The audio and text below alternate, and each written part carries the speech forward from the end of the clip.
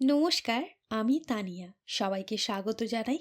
আমার গল্পের আসরে তোমরা বিভিন্ন রকম উপন্যাস, ছোট গল্প, ছোটদের গল্প, পৌরাণিক গল্প, অলৌকিক গল্প শুনে এসেছো এবং অনেকেই অনুরোধ করেছো ঐতিহাসিক গল্প শোনাতে। তাই ভাবলাম আজ তোমাদের শোনাবো একটি ঐতিহাসিক গল্প, অবনীন্দ্রনাথ ঠাকুরের বিখ্যাত রাজকাহিনী থেকে বাপ্পাদিত্য গল্পটি।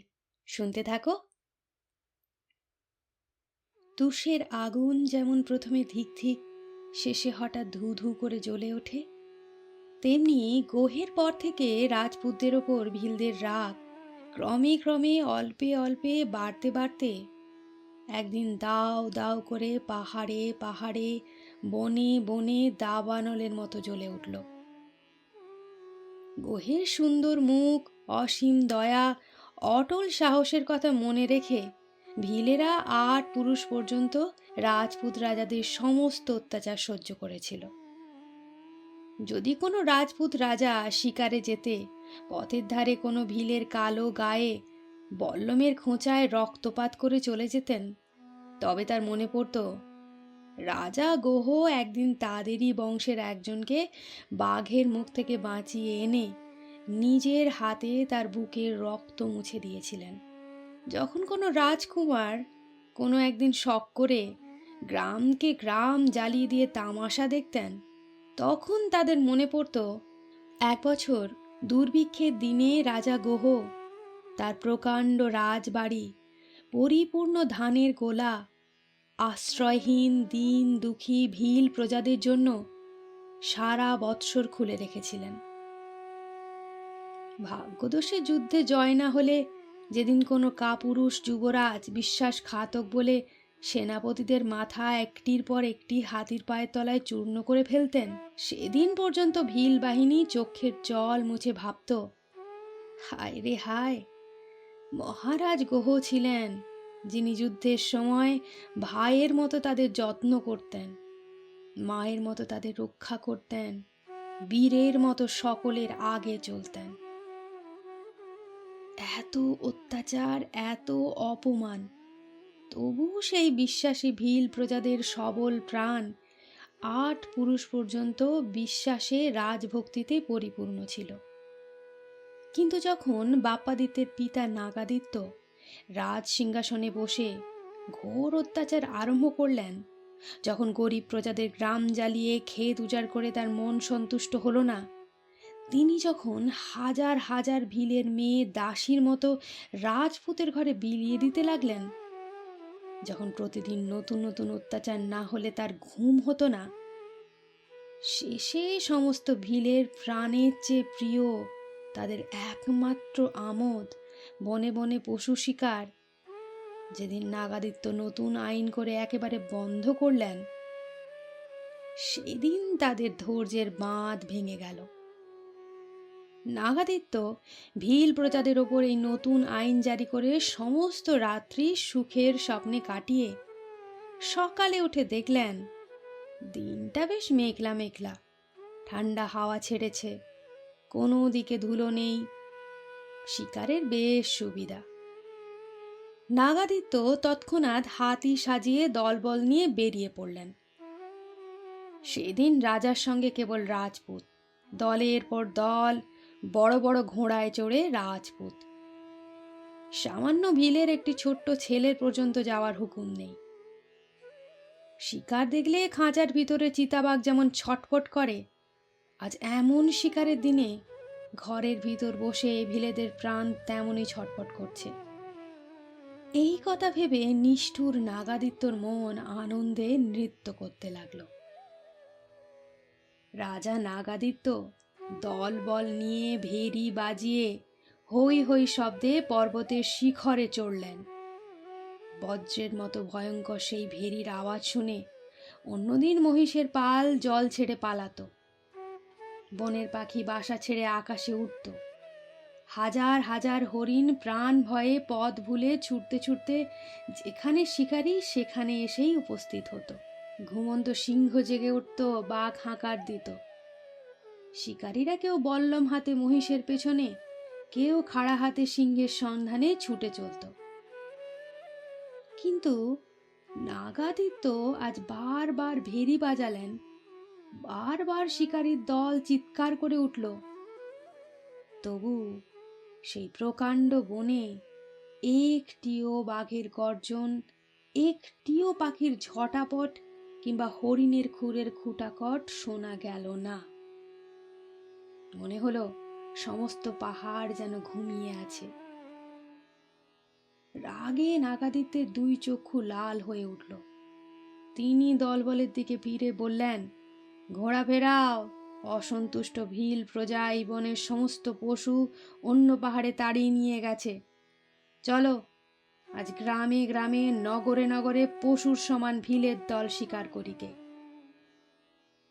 মহারাজার রাজহস্তি সুর দুলিয়ে কান কাঁপিয়ে পাহাড়ের ওপর ইদরপুরের দিকে ফিরতে লাগলো। তার পিঠের ওপর সোনার হাওদা, জরির বিছানা হীরের মতো জ্বলে উঠল। তার চারিদিকে ঘোড়ায় চড়া রাজপুতের 200 বল্লম সকালের আলোয় ঝকঝক করতে লাগলো। নাগাদিত্য হুকুম দিলেন, চালাও।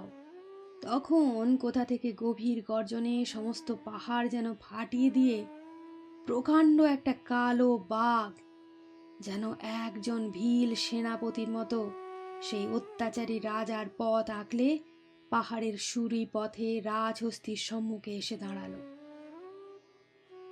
নাগাদিত্য মহা আনন্দে ডান হাতে বল্লম নিয়ে হাতির পিঠে ঝুঁকে বসলেন। কিন্তু তার হাতের বল্লম হাতেই রইল। বনের অন্ধকার থেকে কালো চামড়ে সাজানো প্রকাণ্ড একটা তীর তার বুকের এক দিক থেকে আরেক দিকে ফাটিয়ে শন শন শব্দে বেরিয়ে গেল। অত্যাচারী নাগাদিত্য ভিলদের হাতে প্রাণ হারালেন। তারপর চারদিক থেকে হাজার হাজার কালো বাঘের মতো কালো কালো ভিল ঝোপ ঝাড়ের আড়াল থেকে বেরিয়ে রাজপুতের রক্তে পাহাড়ের গা রাঙা করে তুললে। একজনও রাজপুত বেঁচে রইল না। কেবল সোনার সাজ পরা মহারাজ নাগাদিত্যের কালো একটি পাহাড়ি ঘোড়া অন্ধকার সমুদ্রের সমান ভিল সৈন্যের মাঝ দিয়ে ঝড়ের মতো রাজবাড়ির দিকে বেরিয়ে গেল। রাজমহিষী তখন ইদরপুরে কেল্লার ছাদে রাজকুমার বাপ্পাকে কোলে নিয়ে সন্ধ্যের হাওয়ায় বেরিয়ে বেড়াচ্ছিলেন। আর এক একবার যে পাহাড়ে মহারাজ শিকারে গিয়েছেন সেই দিকে চেয়ে দেখছিলেন। এক সময় হঠাৎ পাহাড়ের দিকে একটা গোলমাল উঠল। তারপর বাণী দেখলেন সেই পাহাড়ের রাস্তায় বনের অন্ধকার থেকে মহারাজার কালো ঘোড়াটি তীরের মতো ছুটে বেরিয়ে ঝড়ের মতো কেল্লার দিকে ছুটে আসতে লাগলো। পেছনে তার শত শত ভিল, কারো হাতে বল্লম, কারো হাতে তীর ধনুক। মহারানী দেখলেন কালো ঘোড়ার মুখ থেকে সাদা ফেনা চারিদিকে মুক্তোর মতো ঝরে পড়েছে। তার বুকের মাঝ থেকে রক্তের ধারা রাস্তার ধুলায় ছড়িয়ে আছে। তারপর দেখলেন আগুনের মতো একটি তীর তার কালো চুলের ভেতর দিয়ে ধনুকের মতো তার সুন্দর বাঁকা ঘাড় সজোরে বিঁধে ঘোড়াটিকে মাটির সঙ্গে গেঁথে ফেললে। রাজার ঘোড়া কেল্লার দিকে মুখ ফিরিয়ে ধুলোর উপর ধরপড় করতে লাগলো। ঠিক সেই সময় মহারানীর মাথার উপর দিয়ে একটা বল্লম শন শন শব্দে কেল্লার ছাদের উপর এসে পড়ল। রাজমহিষী ঘুমন্ত বাপ্পাকে ওড়নার আড়ালে ঢেকে তাড়াতাড়ি ওপর থেকে নেমে এলেন। চারিদিকে অস্ত্রের ঝনঝনানি আর যুদ্ধের চিৎকার উঠল। সূর্যদেব মালিয়া পাহাড়ের পশ্চিম পাড়ে অস্ত গেলেন। সে রাত্রি কি ভয়ানক রাত্রি! সেই মালিয়া পাহাড়ের ওপর অসংখ্য ভিল, তার মাঝে গুটি কতক রাজপুত প্রাণপণে যুদ্ধ করতে লাগলেন। আর অন্ধকার রাজপুরে নাগাদিত্যের বিধবা মহিষী 5 বছরের রাজকুমার বাপ্পাকে বুকে নিয়ে নির্জন ঘরে বসে রইলেন। তিনি কতবার কত দাসীর নাম ধরে ডাকলেন, কারও সাড়া শব্দ নেই। মহারাজের খবর জানার জন্য তিনি কতবার কত প্রহরীকে চিৎকার করে ডাকলেন, কিন্তু তারা সকলেই যুদ্ধে ব্যস্ত। মহারানী ঘরের ভিতর দিয়ে ছুটে গেল, তবু তার কথার কর্ণপাতও করলে না। রানী তখন আকুল হৃদয়ে কোলের বাপ্পাকে ছোট একখানি উটের কম্বলে ঢেকে নিয়ে অন্দরমহলের চন্দন কাঠের প্রকাণ্ড দরজা সোনার চাবি দিয়ে খুলে বাইরে উঁকি মেরে দেখলেন। রাত্রি অন্ধকার, রাজপুরী অন্ধকার, প্রকাণ্ড প্রকাণ্ড পাথরের খিলান, তার মাঝে গজদন্তের কাজ করা বড় বড় দরজা খোলা, হাঁ হাঁ করছে। কত বড় রাজপুরী, যেন জনমানব নেই। মহারানী অবাক হয়ে এক হাতে বাপ্পাকে বুকে ধরে আর হাতে সোনার চাবির গোছা নিয়ে খোলা দরজায় দাঁড়িয়ে রইলেন। হঠাৎ সেই অন্ধকারে কার পায়ের শব্দ শোনা গেল। চামড়ার জুতো পরা রাজপুত বীরের মচমচ পায়ের শব্দ নয়, রূপোর বাঁকি পরা রাজদাসদাসীর ঝিনিঝিনি পায়ের শব্দ নয়, কাঠের খড়ম পরা ৭৫ বৎসরের বুড়ো রাজপুরোহিতের খটাখট পায়ের শব্দ নয়। এ যেন চোরের মতো, সাপের মতো খুসখাস খিটখাট পায়ের শব্দ। মহারানী ভয় পেলেন। দেখতে দেখতে অসুরের মতো একজন ভীল সর্দার তার সম্মুখে উপস্থিত হলো। মহারানী জিজ্ঞেস করলেন, কে তুই, কি চাস? ভীল সর্দার বাঘের মতো গর্জন করে বললে, জানিস নে আমি কে? আমি সেই দুঃখী ভীল, যার মেয়েকে তোর মহারাজা দাসীর মতো চিতরের রাজাকে দিয়ে দিয়েছে। আজ কি সুখের দিন! এই হাতে নগাদিত্যের বুকে বল্লম বসিয়েছি, আজ এই হাতে তার ছেলে শুদ্ধ মহারানীর দাসীর মতো বেঁধে নিয়ে যাব। মহারানীর পা থেকে মাথা পর্যন্ত কেঁপে উঠল। ভগবান রক্ষা করো বলে তিনি সেই নিরেট সোনার বড় বড় চাবির গোছা সজোরে ভীল সর্দারের কপালে ছুঁড়ে মারলেন। দুরন্ত ভীল মারে বলে চিৎকার করে দূরে পড়ল। মহারানী কচি বাপ্পাকে বুকে নিয়ে রাজপুরী থেকে বেরিয়ে পড়লেন। তার প্রাণের হাতখানা মহারাজ নাগাদিত্যের জন্য হাহাকার করতে লাগলো। আর হাতখানা এই মহা বিপদে প্রাণের বাপ্পাকে রক্ষা করবার জন্য ব্যস্ত হয়ে পড়ল। বাণী পথ চলতে লাগলেন। পাথরে পা কেটে গেল, শীতে হাত জমে গেল, অন্ধকারে বারবার পথ ভুল হতে লাগলো। তবু রানী পথ চললেন। কত দূর, কত দূর, পাহাড়ের পথ কত দূর, কোথায় চলে গেছে তার যেন শেষ নেই। রানী কত পথ চললেন, তবু সেই পথের শেষ নেই। ক্রমে ভোর হয়ে গেল। রাস্তার আশেপাশে বীরনগরে দু একটি ব্রাহ্মণের বাড়ি দেখা দিতে লাগলো। পাহাড়ি হাওয়া বরফের মতো ঠান্ডা, পাখিরাও তখনও জাগেনি। এমন সময় নাগাদিত্যের মহিষী রাজপুত বাপ্পাকে কোলে নিয়ে সেই বীরনগরের ব্রাহ্মণী কমলাবতীর বাড়ির দরজায় ঘা দিলেন।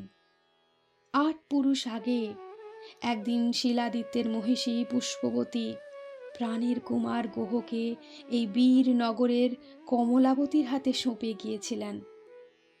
আর আজ আবার কত কাল পরে সেই কমলাবতীর নাতির নাতি বৃদ্ধ রাজপুরোহিতের হাতে গোহবংশের রাজকুমার বাপ্পাকে সঁপে দিয়ে নাগাদিত্যের মহিষী চিতার আগুনে ঝাঁপ দিলেন। সকালে বৃদ্ধ পুরোহিত রাজপুত্রকে আশ্রয় দিলেন। আর সেই সন্ধ্যের সময় একটি ভিলের মেয়ে ছোট ছোট 2টি ছেলেকে কোলে তারই ঘরে আশ্রয় নিল। এদের পূর্বপুরুষ সর্বপ্রথমে নিজেদের আঙুল কেটে রাজপুত গোহের কপালে রক্তের রাজ তিলক টেনে দিয়েছিল। আজ রাজপুত রাজার সঙ্গে তাদেরও সর্বনাশ হয়ে গেল। বিদ্রোহী ভিলেরা তাদের ঘর দুয়ার জ্বালিয়ে দিয়ে তাদের 3টিকে পাহাড়ের ওপর থেকে দূর করে দিলে। রাজপুরোহিত সেই 3টি ভিল আর রাজকুমার বাপ্পাকে নিয়ে বীরনগর ছেড়ে ভান্ডিরের কেল্লায় যদু বংশের আর এক ভিলের রাজত্বে কিছুদিন কাটালেন। কিন্তু সেখানেও ভিলের রাজা সেখানেও ভয় ছিল। কোন দিন কোন ভিল মাহারা বাপ্পাকে খুন করে। ব্রাহ্মণ যে মহারানীর কাছে প্রতিজ্ঞা করেছেন বিপদে সম্পদে অনাথ বাপ্পাকে রক্ষা করবেন, তিনি একেবারে ভিল রাজত্ব ছেড়ে তাদের কটিকে নিয়ে নগেন্দ্রনগরে চলে গেলেন। একদিকে সমুদ্রের 3টে ঢেউয়ের মতো ত্রিকুট পাহাড়, আর একদিকে মেঘের মতো অন্ধকার পরাশর অরণ্য, মাঝখানে নগেন্দ্রনগর। কাছাকাছি সোলাঙ্কি বংশের একজন রাজপুত রাজার রাজবাড়ি। বৃদ্ধ ব্রাহ্মণ সেই নগেন্দ্রনগরের ব্রাহ্মণ পাড়ার গা ঘেঁষে ঘর বাঁধলেন। সেই ভিলের মেয়ে তার ঘরের সমস্ত কাজ করতে লাগলো, আর রাজপুত বাপ্পা সেই 2 ভিল ভাইকে নিয়ে মাঠে মাঠে বনে বনে গরু চড়িয়ে রাখাল বালকের সঙ্গে রাখালের মতো খেলে বেড়াতে লাগলেন। রাজপুরোহিত কারো কাছে প্রকাশ করলেন না যে বাপ্পা রাজার ছেলে। কেবল একটি তামার কবজে আগা গোড়া সমস্ত পরিচয় নিজের হাতে লিখে বাপ্পার গলায় বেঁধে দিলেন। তার মনে বড় ভয় ছিল, পাছে কোনো ভিল বাপ্পার সন্ধান পায়। ক্রমে বাপ্পা যখন বড় হয়ে উঠলেন, যখন মাঠে মাঠে খোলা হাওয়ায় ছুটাছুটি করে পাহাড়ে ওঠানামাতে রাজপুত বাপ্পার সুন্দর শরীর দিন দিন লোহার মতো শক্ত হয়ে উঠল, যখন তিনি খ্যাপা মোষ এক হাতে ঠেকিয়ে রাখতে পারতেন, সমস্ত রাখাল বালক যখন রাজপুত্র বলে না জেনেও রাজার মতো বাপ্পাকে ভয় ভক্তি সেবা করতে লাগলো, তখন ব্রাহ্মণ অনেকটা নিশ্চিন্ত হলেন। তখন তিনি বাপ্পার শরীরের সঙ্গে মনকেও গড়ে তুলতে লাগলেন। তিনি প্রতিদিন সন্ধ্যের সময় একলা ঘরে বাপ্পার কাছে বসে সেই মালিয়া পাহাড়ের গল্প, সেই ভিল বিদ্রোহের গল্প, সেই রানী পুষ্পবতী, রাজা শিলাদিত্য, রাজকুমার গোহ, তার প্রিয় বন্ধু মান্ডলিকের কথা একে একে বলতে লাগলেন। শুনতে শুনতেই কখনো বাপ্পার চোখে জল আসতো, কখনো বা রাগে মুখ লাল হয়ে উঠত, কখনো বা ভয়ে প্রাণ কাঁপত। বাপ্পা সারা রাত্রি কখনো সূর্যের মন্ত্র, কখনো পাহাড়ে ভিলের যুদ্ধ স্বপ্নে দেখে জেগে উঠতেন। মনে মনে ভাবতেন, আমিও কবে হয়তো রাজা হব, লড়াই করব। এমনিভাবে দিন কাটছিল। সেই সময় একদিন শ্রাবণ মাসে নতুন নতুন ঘাসের ওপর গরুগুলি চড়তে দিয়ে বনের পথে বাপ্পাদিত্য একা একা ঘুরে বেড়াচ্ছিলেন। সেদিন ঝুলন পর্ব, রাজপুতদের বড় আনন্দের দিন। সকাল না হতে হতে দলে দলে রাখাল নতুন কাপড় পরে, কেউ ছোট ভাই বোনকে কোলে করে, কেউ বা দইয়ের ভাঁড় কাঁধে নিয়ে, একজন তামাশা দেখতে, অন্যজন বা পয়সা করতে, নগেন্দ্রনগরের রাজপুত রাজার বাড়ির দিকে মেলা দেখতে ছুটল। বাপ্পা প্রকাণ্ড বনে একা রইলেন। তার প্রাণের বন্ধু 2 ভাই ভিল বালিও আর দেব দিদির হাত ধরে এই আনন্দের দিনে বাপ্পাকে কতবার ডাকলে, ভাই তুই কি রাজবাড়ি যাবি? বাপ্পা শুধু মাথা নাড়লেন, না, যাব না। হয়তো তার মনে হয়েছিল, আমার তো ভাই বোন নেই, মা নেই, আমি কার হাত ধরে কাকে নিয়ে আজ কিসের আনন্দে মেলা দেখতে যাব?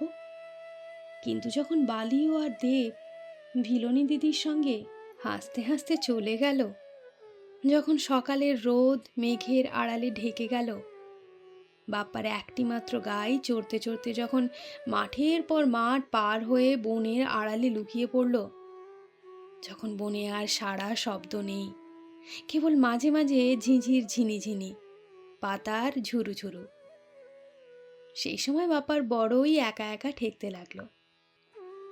তিনি উদাস প্রাণে ভিলনী দিদির মুখে শোনা ভিল রাজত্বের একটি পাহাড়ি গান ছোট একটি বাঁশের বাঁশিতে বাজাতে লাগলেন। সেই গানের কথা বোঝা গেল না, কেবল ঘুম পাড়ানি গানের মতো তার বুনো সুরটা মেঘলা দিনে বাদলা হাওয়ার সঙ্গে মিশে স্বপনের মতো বাপ্পার চারিদিকে ভেসে বেড়াতে লাগলো। আজ যেন তার মনে পড়তে লাগলো ওই পশ্চিমের দিকে, যেখানে মেঘের কোলে সূর্যের আলো ঝিকিমিকি জ্বলছে, যেখানে কালো কালো মেঘ পাথরের মতো জমাট বেঁধে আছে, সেইখানে সেই অন্ধকার আকাশের নিচে তাদের যেন বাড়ি ছিল। সেই বাড়ির ছাদে চাঁদের আলোয় তিনি মায়ের হাত ধরে বেরিয়ে বেড়াতেন। সে বাড়ি কি সুন্দর, সে চাঁদের কি চমৎকার আলো, মায়ের কেমন হাসি মুখ, যেখানে সবুজ ঘাসে হরিণছানা চড়ে বেড়াতো, গাছের উপর টিয়ে পাখি উড়ে বসতো, পাহাড়ের গায়ে ফুলের গোছা ফুটে থাকতো, তাদের কি সুন্দর রং, কি সুন্দর গলা। বাপ্পা সজল নয়নে মেঘের দিকে চেয়ে চেয়ে বাঁশির বাঁশিতে ভিলের গান বাজাতে লাগলেন। বাঁশির করুণ সুর কেঁদে কেঁদে কেঁপে কেঁপে বন থেকে বনে ঘুরে বেড়াতে লাগলো। সেই বনের এক ধারে আজ ঝুলন পূর্ণিমার আনন্দের দিন। সোলাঙ্কি বংশের রাজার মেয়ে সখীদের নিয়ে খেলে বেড়াচ্ছিলেন। রাজকুমারী বললেন, শুনেছিস ভাই, বনের ভেতর রাখাল রাজা বাঁশি বাজাচ্ছে। সখীরা বললেন, আয় ভাই, সকলে মিলে চাপা গাছে দোলা খাটিয়ে ঝুলনো খেলা খেলি আয়। কিন্তু দোলা খাটাবার দড়ি নেই যে। সেই বৃন্দাবনের মতো গহন বন, সেই বাদলা দিনের গুরু গর্জন, সেই দুর্বনে রাখাল রাজার মধুর বাঁশি, সেই সখীদের মাঝে শ্রীরাধার সমান রূপবতী রাজনন্দিনী, সবই আজ যুগ যুগান্তের আগেকার বৃন্দাবনে কৃষ্ণরাধার প্রথম ঝুলনের মতো। এমন দিন কি ঝুলনা বাঁধার এক গাছি দড়ির অভাবে বৃথা যাবে? রাজনন্দিনী গালে হাত দিয়ে ভাবতে লাগলেন। আবার বাঁশি পাখির গানের মতো বনের এপার থেকে ওপার আনন্দের স্রোতে ভাসিয়ে দিয়ে বেজে উঠল। রাজকুমারী তখন হিরে জড়ানো হাতের বালা সখীর হাতে দিয়ে বললেন, যা ভাই, এই বালার বদলে ওই রাখালের কাছ থেকে এক গাছের দড়ি নিয়ে আয়। রাজকুমারীর সখী সেই বালা হাতে বাপ্পার কাছে এসে বললে, এই বালার বদলে রাজকুমারীকে এক গাছের দড়ি দিতে পারো? হাসতে হাসতে বাপ্পা বললেন, পারি, যদি রাজকুমারী আমায় বিয়ে করে। সেদিন সেই নির্জন বনে রাজকুমারীর হাতে সেই হীরের বালা পরিয়ে দিয়ে রাজকুমার বাপ্পা চাঁপা গাছে ঝুলনা বেঁধে নিয়ে রাজকন্যার হাত ধরে বসলেন। চারিদিকে যত সখী দোলার ওপর বরকনেকে ঘিরে ঘিরে ঝুলনের গান গেয়ে ফিরতে লাগলো, আজ কি আনন্দ, আজ কি আনন্দ। খেলা শেষ হলো। রাজকুমারী বনের রাখালকে বিয়ে করে রাজবাড়িতে ফিরে গেলেন। আর বাপ্পা ফুলে ফুলে প্রফুল্ল চাপার তলায় বসে ঝুলন পূর্ণিমার প্রকাণ্ড চাঁদের দিকে চেয়ে ভাবতে লাগলেন, আজ কি আনন্দ, কি আনন্দ। হঠাৎ একটুখানি পূবের হাওয়া গাছের পাতা কাঁপিয়ে ফুলের গন্ধ ছড়িয়ে হু হু শব্দে পশ্চিমের দিকে চলে গেল। সেই সঙ্গে বড় বড় দুটি বৃষ্টির ফোঁটা টুপটাপ করে চাঁপা গাছের সবুজ পাতার উপর ঝরে পড়ল। বাপ্পা আকাশের দিকে চেয়ে দেখলেন, পশ্চিম দিক থেকে একখানা কালো মেঘ ক্রমশ পূর্ব দিকে এগিয়ে চলেছে। মাঝে মাঝে গুরু গুরু গর্জন করে ঝিকিমিকি বিদ্যুৎ হানছে। বাপ্পা তাড়াতাড়ি উঠে দাঁড়ালেন। মনে পড়ল ঘরে ফিরতে হবে। দুধের মতো সাদা তার ধবলি গাই বনের মাঝে ছাড়া আছে। তিনি চাপা গাছ থেকে ছাদন খুলে নিয়ে ধবলি গাইটির সামনে দাঁড়ালেন। তখন চারিদিকে অন্ধকার। মাঝে মাঝে গাছে গাছে রাশি রাশি জোনাকি পোকা হীরের মতো ঝকঝক করছে, আর জায়গায় জায়গায় ভিজে মাটির নরম গন্ধ বনস্থল পরিপূর্ণ করেছে। বাপ্পা সেই অন্ধকার বনের পথে পথে ধবলির সন্ধানে ফিরতে লাগলেন। হঠাৎ এক জায়গায় ঘন বেতের বনের আড়ালে বাপ্পা দেখলেন এক তেজোময় ঋষি ধ্যানে বসে আছেন। ঠিক তার সম্মুখে মহাদেবের নন্দীর মতো তার ধবলি গায়ে স্থির হয়ে দাঁড়িয়ে আছে। আর সেই সাদা গায়ের গাঢ় দুধ সুধার মতো একটি শ্বেত পাথরের শিবের মাথায় আপনা আপনি ঝরে পড়ছে। বাবা অবাক হয়ে দাঁড়িয়ে রইলেন। ক্রমে ধ্যান ভঙ্গে মহর্ষির দুটি চোখ সকালবেলার পদ্মের পাপড়ির মতো ধীরে ধীরে খুলে গেল। মহর্ষি মহাদেবকে প্রণাম করে এক অঞ্জলি দুধের ধারা পান করলেন। তারপর বাপ্পার দিকে ফিরে বললেন, শোনো বৎস, আমি মহর্ষি হারিত তোমায় আশীর্বাদ করছি। তুমি দীর্ঘজীবী হও, পৃথিবীর রাজা হও। তোমার ধবলির দুধের ধারায় আজ আমি বড়ই তুষ্ট হয়েছি। আজ আমার মহাপ্রস্থানের দিন। এই শেষ দিনে দুধের ধারায় আজ আমি বড়ই তুষ্ট। এই শেষ দিনে তোমায় আর কি দেব? এই ভগবতী ভবানীর খাড়া, এই অক্ষয় ধনুস্বর। আর বৎস, ভগবান এক লিঙ্গের এই শ্বেত পাথরের মূর্তিটি সঙ্গে রেখো। সর্বদা এর পুজো করবে। আজ হতে তোমার নাম হলো এক লিঙ্গকা দেওয়ান। তোমার বংশে যত রাজা এই নামেই সিংহাসনে বসবে। তারপর নিজের হাতে বাপ্পার গলায় চামড়ার পৈতে জড়িয়ে দিয়ে মহর্ষির সমাধিতে বসলেন। দেখতে দেখতে তার পবিত্র শরীর আগুনের মতো ধু ধু করে জ্বলে গেল। বাপ্পা কোমরে খাড়া, হাতে ধনুস্বর, মাথায় এক লিঙ্গের মূর্তি ধরে ধবলি গায়ের পেছনে পেছনে ফিরে চললেন। মেঘের গুরু গুরু দেবতার দুন্ধুমির মতো সমস্ত আকাশ জুড়ে বাজতে লাগলো। তখন ভোর হয়ে এসেছে। মেলা শেষে মলিন মুখে যে যার ঘরে ফিরেছে। বাপ্পা সেই যাত্রীদের সঙ্গে ঘরে ফিরলেন। কিছুদিন পরে বাপ্পাকে নগেন্দ্রপুর ছেড়ে যেতে হলো। ঝুলন পূর্ণিমায় খেলার ছলে দুজনের বিয়ে হওয়ার পর বিদেশ থেকে রাজকুমারীর বিয়ের সম্বন্ধ নিয়ে এক ব্রাহ্মণ রাজসভায় উপস্থিত হলেন। সেদিন সন্ধেবেলা নগেন্দ্রনগরে রাষ্ট্র হয়ে গেল যে ব্রাহ্মণ রাজকন্যার হাত দেখে গুণে বলেছেন, আগেই নাকি কোন বিদেশির সঙ্গে রাজকুমারীর বিয়ে হয়ে গেছে। আজ রাজার গুপ্তচর সেই বিদেশির সন্ধানে ঘুরে বেড়াচ্ছে। রাজা তার মাথা আনতে হুকুম দিয়েছেন। কথাটা শুনে বাপ্পার মন অস্থির হয়ে উঠল। ভাবনায় ভাবনায় সমস্ত রাত্রি কাটিয়ে ভোরে উঠে তিনি দেশ ছেড়ে যাবার জন্য প্রস্তুত হলেন। যাওয়ার সময় বাপ্পা তার পালক পিতা 85 বছরের সেই রাজ পুরোহিতের কাছে সমস্ত কথা প্রকাশ করে বললেন, পিতা, আমায় বিদায় দাও। আমি তো এখন বড় হয়েছি। আমার জন্যে তোমরা কেন বিপদে পড়ো? ব্রাহ্মণ বললেন, বৎস, তুমি জানো না তুমি কে? তুমি রাজপুত্র।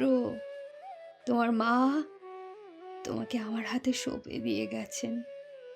আমি আজ এই অল্প বয়সে একা ভিখারির মতো তোমাকে কেমন করে বিদায় করব? বাপ্পা তখন ভগবতীর সেই খাড়া আর অক্ষয় ধনুস্বর দেখিয়ে বললেন, পিতা, বিদেশে এরাই আমার সহায়। আর আছেন এক লিঙ্গজি। ব্রাহ্মণ তখন আনন্দে দুহাত তুলে আশীর্বাদ করলেন, যাও বৎস, রাজার ছেলে, রাজারই মতো ধনুস্বর পেয়েছ। আমি বৃদ্ধ ব্রাহ্মণ আশীর্বাদ করছি, পৃথিবীর রাজা হও। যদি কেউ তোমার পরিচয় চায় তবে গলার কবচ খুলে দেখিয়ে দিও কোন পবিত্র বংশে তোমার জন্ম, তোমার পূর্বপুরুষেরা কোন রাজ সিংহাসন উজ্জ্বল করে গেছেন। যাও বৎস, যাও, সুখে থেকো। ব্রাহ্মণের কাছ থেকে বিদায় হয়ে বাপ্পা ভিলনী দিদির কাছে বিদায় নিতে চললেন। কিন্তু সেখানে বিদায় নেওয়া ততটা সহজ হলো না। অনেক কাঁদা কাটার পর ভিলনী দিদি বললেন, বাপ্পা রে, যাবি যদি তবে তোর 2 ভাই বালি ও দেবকে সাথে নে। উরে বাপ্পা, তোকে একা ছেড়ে দিয়ে প্রাণ আমার কেমন করে যে। তারপর 3 জনের হাতে 3খানি পোড়া রুটি দিয়ে ভিলনী দিদি 3 ভাইকে বিদায় করলেন। বালিও ও দেবকে সঙ্গে নিয়ে বাপ্পা গহন বনে চলে গেলেন। সেখানে বড় বড় পাথরের থামের মতো প্রকাণ্ড প্রকাণ্ড গাছের গুঁড়ি আকাশের দিকে ঠেলে উঠেছে। কোথাও ময়ূর ময়ূরী বন আলো করে উড়ে বেড়াচ্ছে, কোথাও আস্ত ছাগল গিলে প্রকাণ্ড একটা অজগর অস্থির হয়ে পড়ে আছে, কোথাও বাঘের গর্জন, কোথাও বা পাখির গান। এক এক জায়গায় সবুজ ঘাসে সোনার রোদ, এক এক জায়গায় কাজলের সমান নীল অন্ধকার। বালিও ও দেবকে সঙ্গে নিয়ে বাপ্পা কখনো বনের মনোরম শোভা দেখতে দেখতে, কখনো মহা মহা বিপদের মাঝখান দিয়ে ভগবতী ভবানীর খাড়া হাতে নির্ভয়ে চলতে লাগলেন। সেই প্রকাণ্ড পরাশর অরণ্য পার হতে তার 3 দিন 3 রাত কেটে গেল। রাজপুত্র বাপ্পা সেই 3 দিন 3খানি পোড়া রুটি খেয়ে কাটিয়ে দিলেন। তারপর গ্রামের পর গ্রাম, দেশের পর দেশ পার হয়ে কত বর্ষা কত শীত পথে পথে কাটিয়ে বাপ্পা মেবারের মৌর্য বংশীয় রাজা মানের রাজধানী চিতোর নগরে উপস্থিত হলেন। সেখানে তখন মুসলমানদের সঙ্গে যুদ্ধের মহা আয়োজন হচ্ছে। হাতির পিঠে উটের ওপরে গোলাগুলি, চাল ডাল তাম্বু কানাত, গরুর গাড়িতে অস্ত্র শস্ত্র, খাবার দাবার, বড় বড় জ্বালায় খাবার জল, রাঁধবার ঘি তোলা হচ্ছে। রাস্তায় রাস্তায় রাজপুত সৈন্য মাথার পাকড়ি হাতে বল্লম নিয়ে ঘুরে বেড়াচ্ছে। চারিদিকে রাজার চর মুসলমানের সন্ধানে সন্ধানে ফিরছে। মহারাজ মান নিজে সামন্ত রাজাদের নিয়ে ঘোড়ায় চড়ে যুদ্ধের সমস্ত আয়োজন দেখে বেড়াচ্ছেন। চারিদিকে হই হই পড়ে গেছে। এত গোলমাল, এত লোকজন, এমন প্রকাণ্ড নগর, এত বড় বড় পাহাড়ের বাড়ি বাপ্পা এ পর্যন্ত কখনো দেখেনি। নগেন্দ্রনগরে বাড়ি ছিল বটে, কিন্তু তার মাটির দেওয়াল। সেখানেও মন্দির ছিল, কিন্তু সে কত ছোট। বাপ্পা আশ্চর্য হয়ে রাস্তার এক পাশে দাঁড়িয়ে রইলেন। বালিও আর দেব বড় বড় হাতি দেখে অবাক হয়ে হাঁ করে রইল। সেই সময় রাজা মান ঘোড়ায় চড়ে সেই রাস্তায় উপস্থিত হলেন। সাদা ঘোড়ায় সোনার সাজ মাটিতে লুটিয়ে পড়েছে, মাথায় রাজ ছত্র ঝলমল করছে। দুই দিকে দুজন ময়ূর পাখায় চামর দোলাচ্ছে। বাপ্পা ভাবলেন, রাজার সঙ্গে দেখা করবার এই ঠিক সময়। তিনি তখন বালিও ও দেবের হাত ধরে রাস্তার মাঝে উপস্থিত হয়ে ভগবতী ভবানীর খাড়া কপালে স্পর্শ করে মহারাজকে প্রণাম করলেন। রাজা মান জিজ্ঞাসা করলেন, কে তুমি, কি চাও? বাপ্পা বললেন, আগে আমি রাজপুত, রাজার ছেলে। আপনার আশ্রয়ে রাজার মতো থাকতে চাই। এ ভিখারি আবার রাজার ছেলে। চারিদিকে বড় বড় সর্দার মুখ টিপে হাসতে লাগলেন।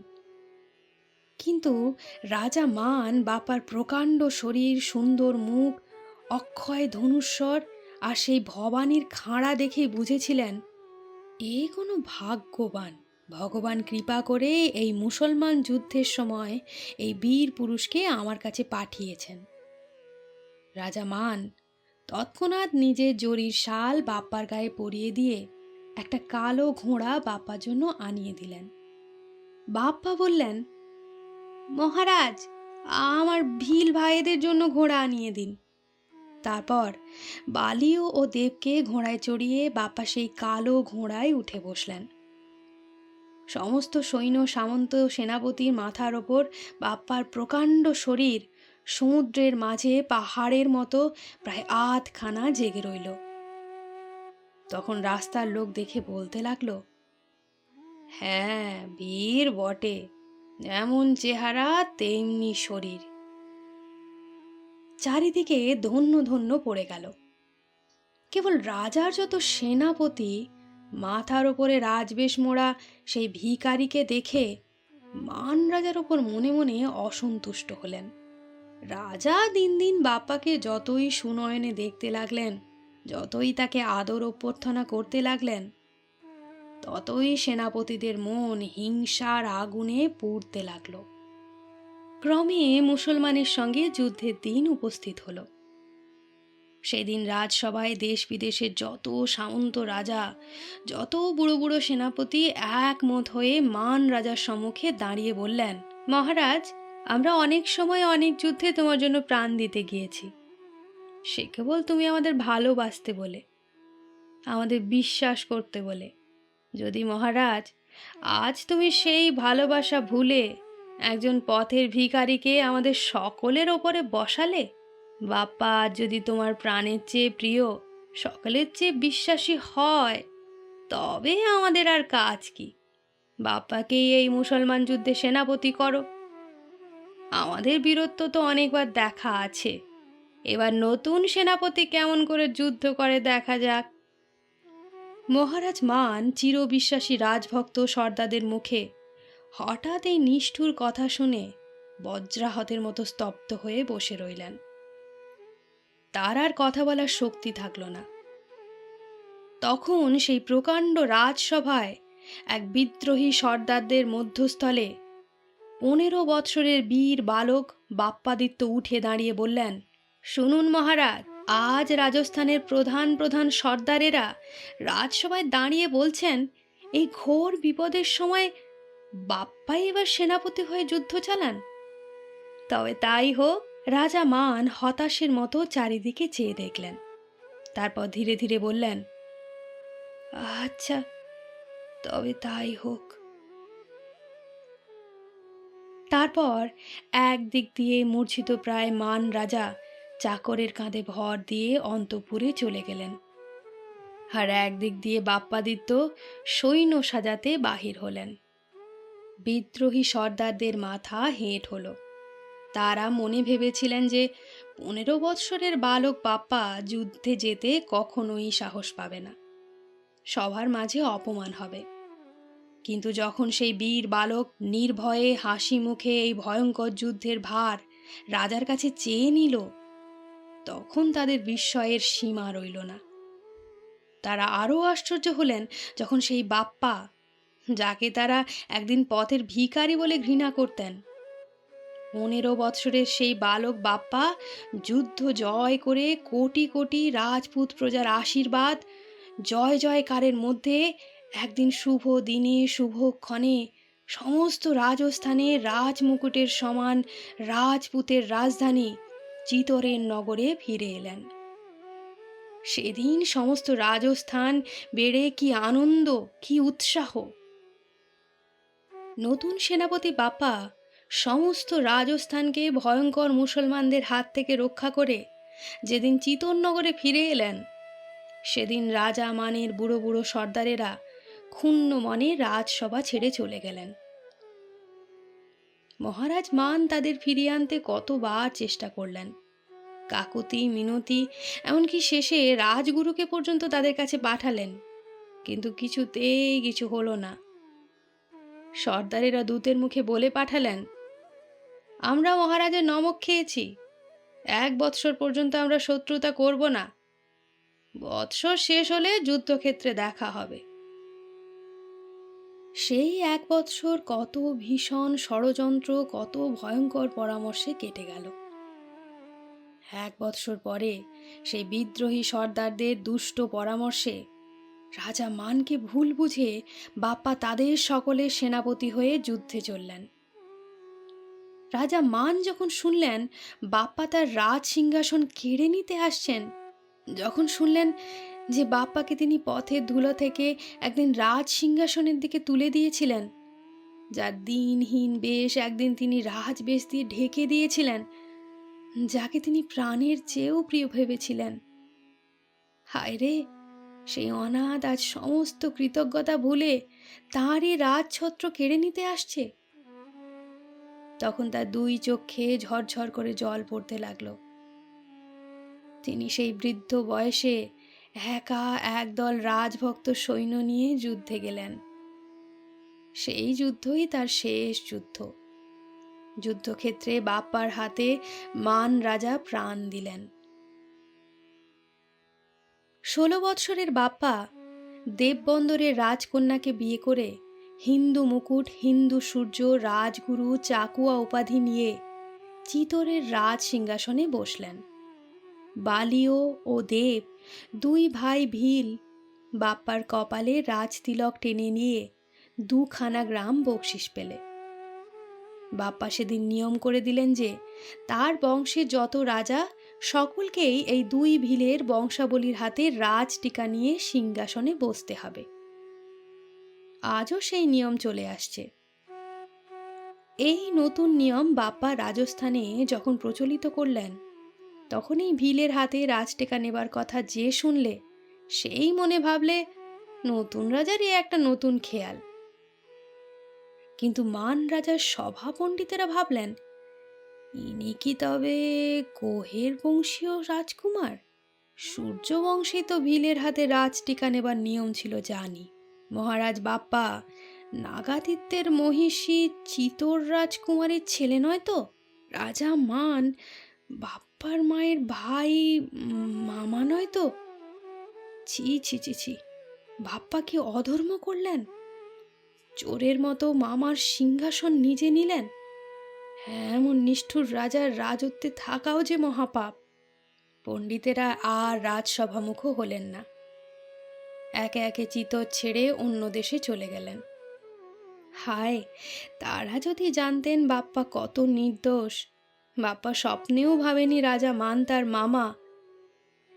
তিনি তার পালক পিতা সেই রাজপুরোহিতের কাছে ভিল বিদ্রোহ, রাজা গোহ, গায়েব গায়েবীর গল্প শুনতেন বটে, কিন্তু তিনি জানতেন না যার নিষ্ঠুর অত্যাচারে সরল ভিলেরা একদিন ক্ষেপে উঠেছিল সেই মহারাজ নাগাদিত্য তার পিতা। তিনি জানতেন না যে তারই পূর্বপুরুষ রাজকুমার গোহ, যাকে পুষ্পবতী ব্রাহ্মণী কমলাবতীর হাতে সঁপে দিয়ে চিতার আগুনে ঝাঁপ দিয়েছিলেন। বাপ্পা ভাবতেন তিনি কোনো সামান্য বংশের রাজপুত্র। রাজা হওয়ার পর বাপ্পা যখন দেববন্দরের রাজকন্যাকে বিয়ে করে ফিরে আসেন, তখন বানমাতা দেবীর সোনার মূর্তি সঙ্গে এনেছিলেন। চিতরের রাজপ্রাসাদে শ্বেত পাথরের মন্দিরে সেই দেব মূর্তি প্রতিষ্ঠা করে প্রতিদিন 2 সন্ধ্যা পূজা করতেন। অনেক দিন কেটে গেছে, বাপ্পা প্রায় বুড়ো হয়েছেন। সেই সময় একদিন ভক্তি ভরে বানমাতাকে প্রণাম করে উঠবার সময় বাপ্পা গলা থেকে ছেলেবেলার সেই তামার কবচ ছিঁড়ে পড়ল। বাপ্পা বড় হয়ে উঠেছিল, কিন্তু সুতোয় বাঁধা তামার কবচটি তার গলায় যেমন তেমনই ছিল। অনেক দিনের অভ্যেসের মতোই পড়তো না যে, গলায় একটা কিছু আছে।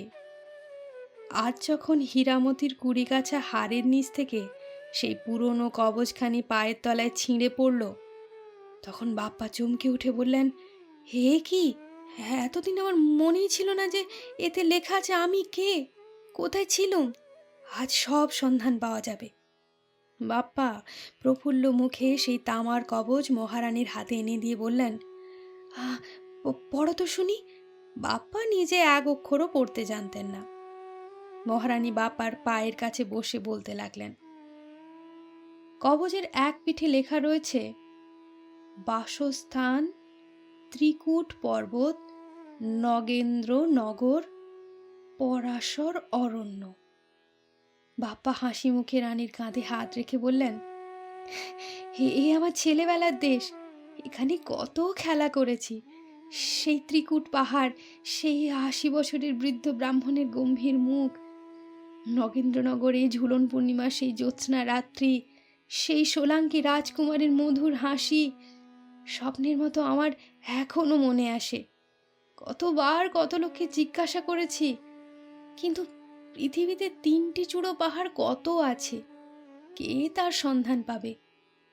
আমি যদি বলতে পারতাম যে এই মেঘের মতো 3টে পাহাড়ের ঢেউকে ত্রিকূট বলে, যদি বলতে পারতাম সেই ছোট শহরের নাম নগেন্দ্রনগর, যদি জানতে পারতাম সেই ঘন বন যেখানে আমি রাখালদের সঙ্গে খেলে বেড়াতাম, যেখানে ঝুলন পূর্ণিমায় সোলাঙ্কি রাজকুমারীকে বিয়ে করেছিলাম, সেই পরাশর অরণ্য, তবে কোনো গোলই হতো না। হায় হায়, জন্মাবধি লেখাপড়া না শিখে এই ফল।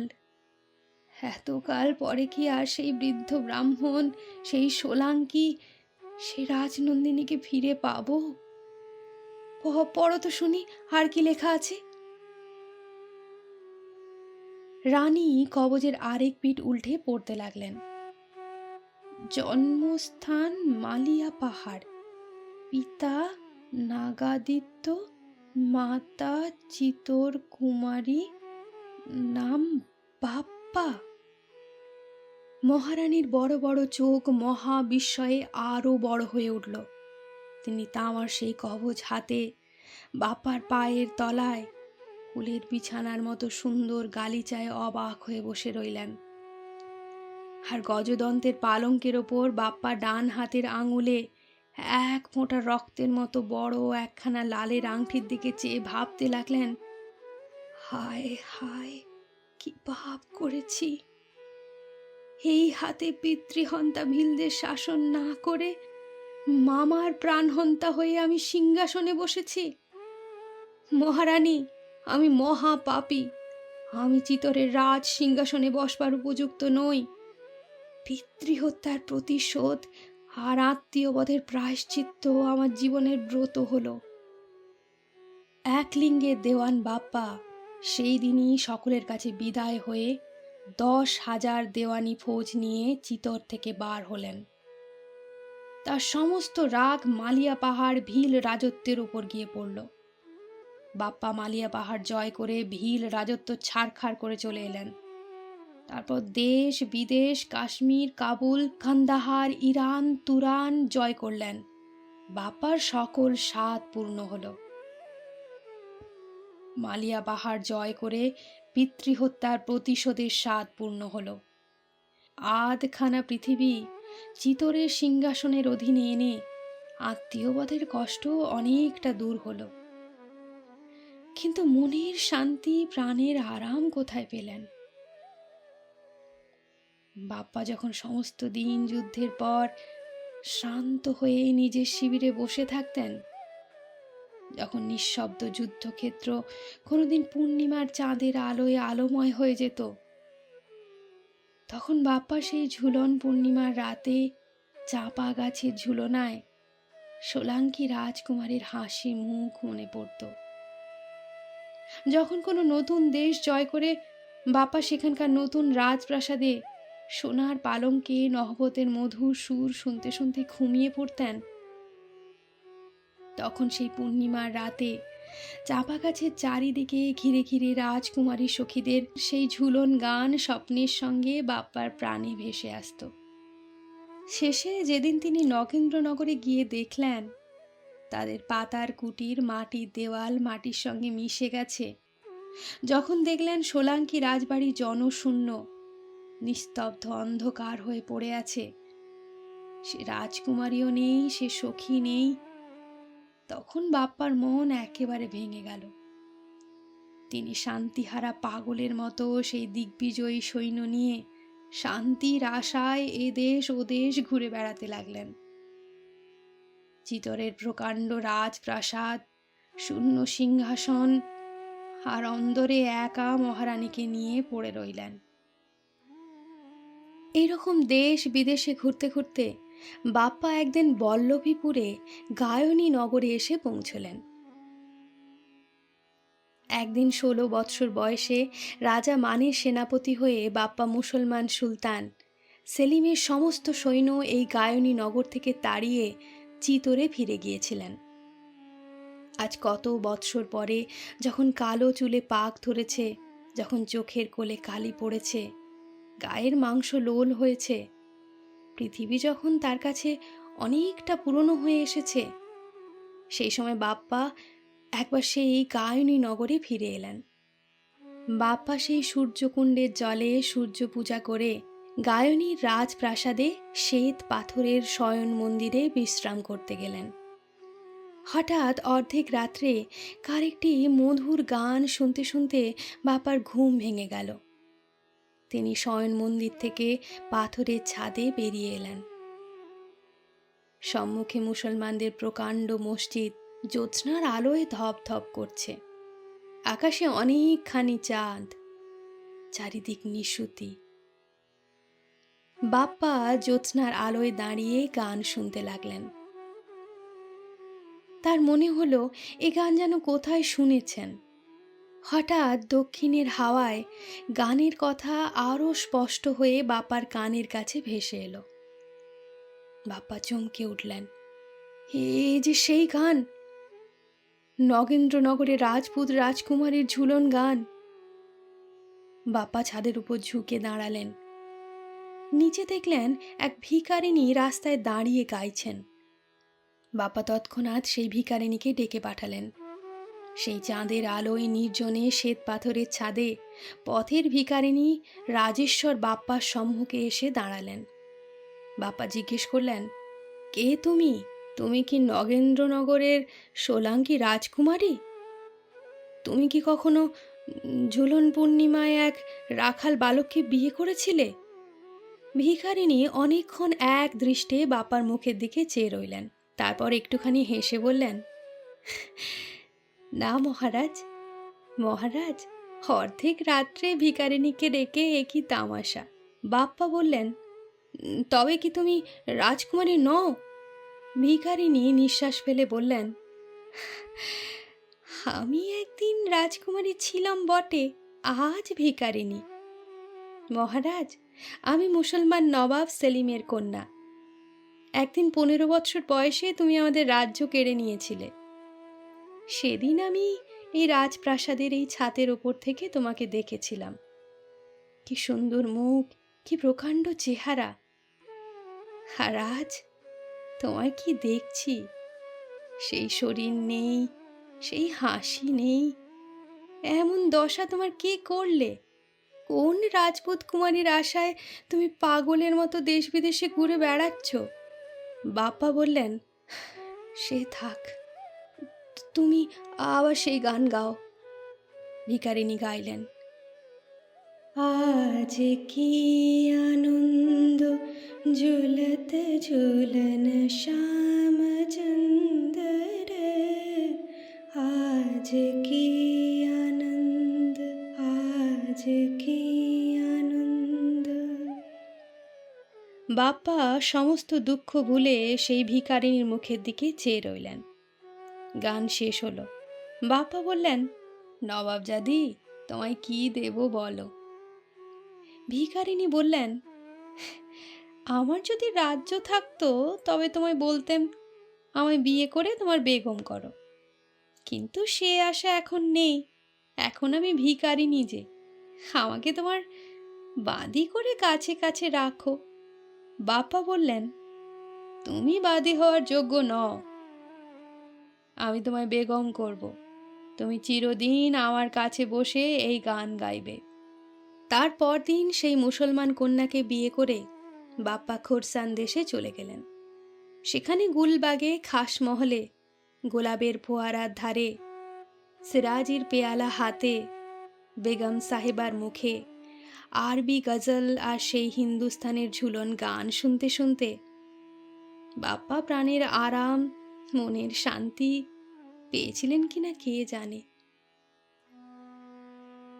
100 বৎসর বয়সে বাপ্পার মৃত্যু হলো। পূর্ব দিকে হিন্দুস্থানে তার হিন্দু মহিষী, হিন্দু প্রজারা, পশ্চিমে ইরানিস্তানে তার মুসলমানি বেগম আর পাঠানের দল।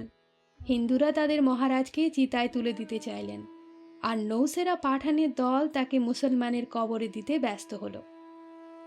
শেষে যখন এক পিঠে সূর্যের স্তব আর এক পিঠে আল্লাহর দোয়া লেখা প্রকাণ্ড কিং খাবের চাদর বাপ্পার ওপর থেকে খুলে নেওয়া হলো, তখন সেখানে আর কিছুই দেখা গেল না, কেবল রাশি রাশি পদ্ম ফুল আর গোলাপ ফুল। চিতরের মহারানী সেই পদ্ম ফুল বান মাতাজির মন্দিরে মানস সরোবরের জলে রেখে দিলেন। ইরানি বেগম একটি গোলাপ ফুল শখের গুলবাগে খাসমহলের মাঝে গোলাপ ফুলের ফোয়ারার ধারে পুঁতে দিলেন। আর সেই দিন হিন্দুস্থান আর ইরানিস্তানের মধ্যস্থলে হিন্দুকুশ পর্বতের শিখরে হিরে জহরতে মোড়া এক রাজার শরীর চিতার উপরে তুলে দিয়ে এক সন্ন্যাসিনী বললেন, সখী, তোরা সেই গান গা। চারিদিকে 4 সন্ন্যাসিনী ঘিরে ঘিরে গাইতে লাগলেন।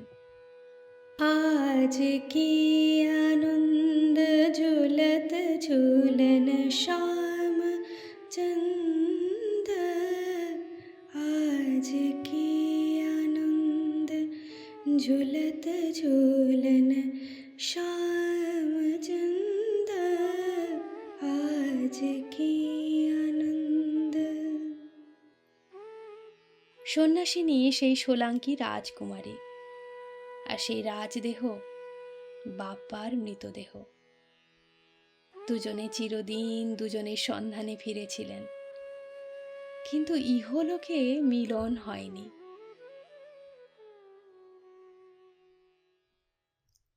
নমস্কার, শুনছিলে আজকের গল্প অবনীন্দ্রনাথ ঠাকুরের লেখা বাপ্পাদিত্য। কেমন লাগলো তোমাদের জানিও। আর যারা যারা নতুন আমার চ্যানেলে, প্লিজ সাবস্ক্রাইব করো চ্যানেলটা। আর তোমাদের কোনো গল্প শোনার ইচ্ছে থাকলে সেটাও কমেন্ট বক্সে জানিও। ভালো লাগলে লাইক করো, নিজের বন্ধু বান্ধব এবং ফ্যামিলির মধ্যে শেয়ার করো। ধন্যবাদ।